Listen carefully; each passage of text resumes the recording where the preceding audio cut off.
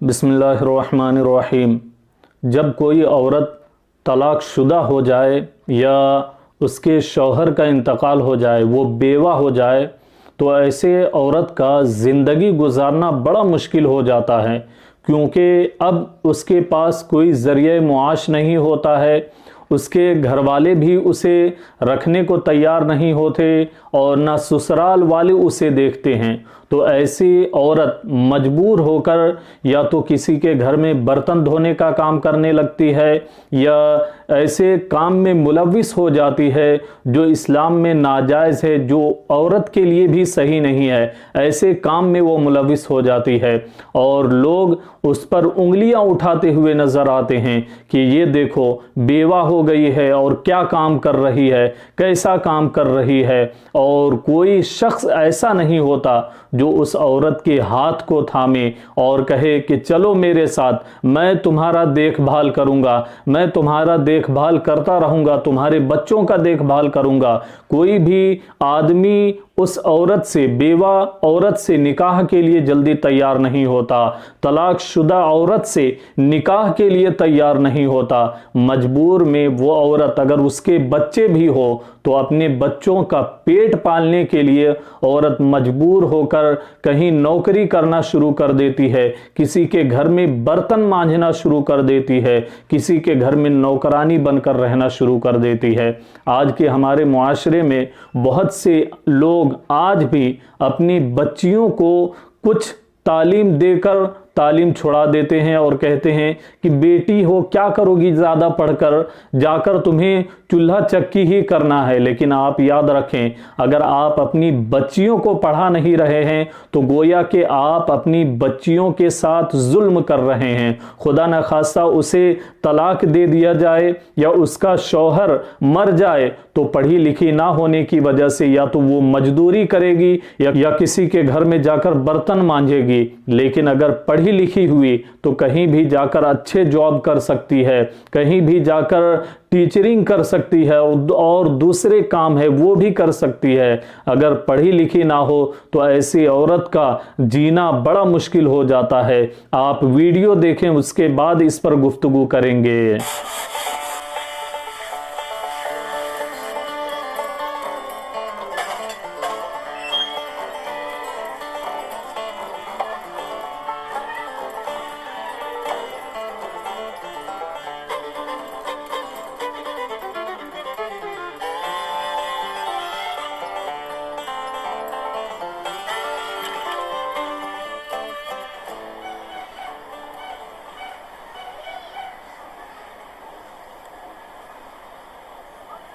मेरा पति था, पमरिया काम करते था, कलाकार था, नाचने गाने, बच्चा को खिला नाचने का।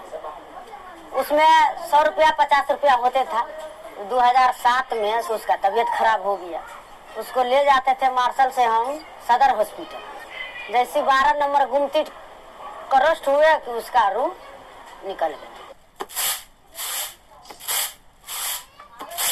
उसके बाद में फिर 2-4 दिन नहीं निकले तो अगल बगल का आदमी सब, आंगनों का आदमी सब कुछ कहने लगा, जो अब घर में बैठा बैठा कौन बच्चा को देखेगा, पालेगा, जो काने रोने से क्या फायदा मिलेगा, देह पर सिज्जत होगा, जो अपना कमाइए खोटाइए, बाल बच्चा के पोसिए।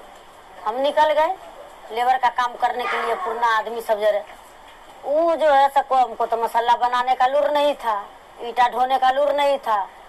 कोई आदमी माथा पर ईटा धो देते था, कोई आदमी बालू नाप को देते था, तो हाथ ले लेकर मसाला हम सीमेंट बालू मिलाते थे। 3 साल तक हम करे लेबर का काम करे। उसके बाद में 2010 में जो है सो हमको मिस्त्री बना दिया।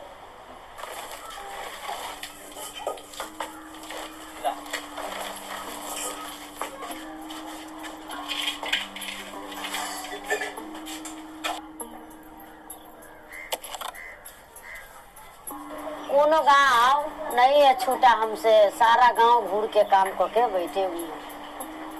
आ देखे वाला जो है टोला मोहल्ला का कोई गलत बोलते था, कोई कुछ बोलते था, कोई कुछ बोलते था, उसका कोई जवाब नहीं। अपना काम से मतलब था, अपने बाल बच्चा से मतलब था। जो कमा के आएंगे तो बाल बच्चा खाए।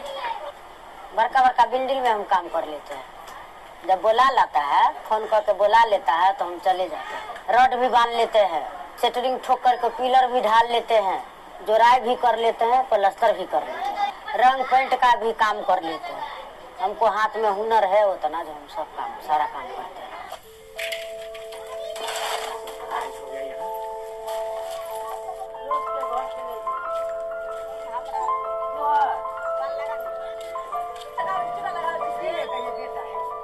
पकड़ के ले जाता है।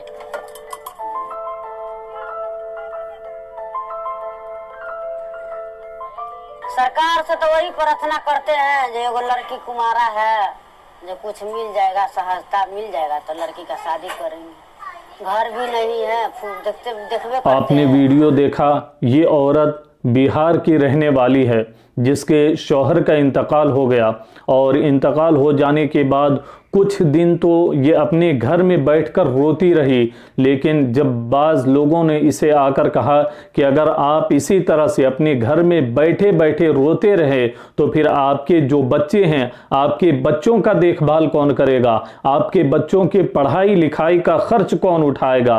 आखिरकार गांव वालों की बात सुनकर वो औरत निकलती है और मजदूरी करना शुरू कर देती है।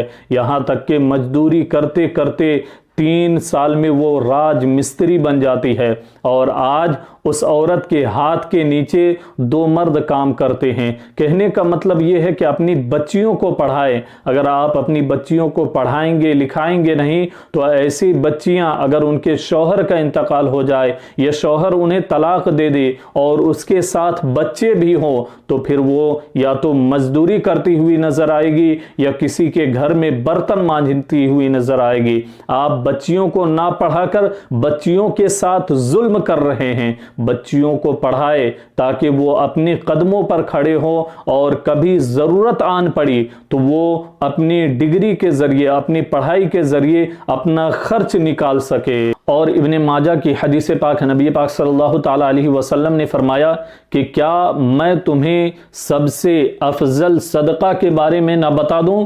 फिर आका सल्लल्लाहु ताला अलैहि वसल्लम ने फरमाया कि अपनी लड़की जो बेवा हो जाए या तलाक शुदा हो उस पर सदका करना, उस पर माल खर्च करना सबसे बेहतर सदका है। और आका सल्लल्लाहु ताला अलैहि वसल्लम ने भी देखे, जब आपने निकाह किया, सबसे पहला निकाह जब आपने किया तो एक बेवा खातून से आपने निकाह किया। आपकी उम्र 25 साल थी और उस खातून यानी हजरत खदीजतुल कुबरा की उम्र 40 साल थी और आपने उनके साथ पूरी जवानी गुजारी। 50 साल की जब आपकी उम्र हुई तब हजरत खदीजतुल कुबरा रजी अल्लाह ताला अन्हा वफात पाई। तो नबी पाक सल्लल्लाहु ताला अलैहि वसल्लम ने भी लोगों को इस चीज की तरफ रागिब किया है कि बेवाओं को बुरा ना समझो, बल्कि बेवाओं से अगर इस्तिताअत रखते हो तो बेवाओं से भी निकाह करो, उनके बच्चों का देखभाल करो।